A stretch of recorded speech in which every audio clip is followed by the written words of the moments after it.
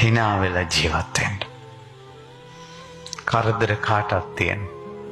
ප්‍රශ්න කාටවත් තියෙන. කරදර නැති ගෙවල් 10කින් අබමිටක් හොයාගන්නකෝ. ඔයාලට කරදර වැඩි නම් කරදර නැති ගෙවල් 10කින් අබමිටක් හොයාගෙන එන්නකෝ මාව මොන ගෙන්න බෙහෙතක් හදලා දෙන්න. කරදර නැති ජීවිත නැහැ. ඕවමත් මේ හිතා ඉන්න එපා. හිතන්න මම වයසට යන කෙනෙක්, ලෙඩ වෙන කෙනෙක්, මරණයටපත් වෙන කෙනෙක් කියලා. බුදුරජාණන් වහන්සේ වදාළ ඕම හිතුවොත් එයාට නිර්වාණ මාවත පෙනෙන්න ගන්නවා කියලා. හිතන්න ඕනනේ කරුණ තුන. මම ලෙඩ වෙන කෙනෙක්, වයසට යන කෙනෙක්, මැරෙන කෙනෙක්. ඔබටත් මටත් ඒ කුසල් සිත නිතර නිතර සිහි වේවා.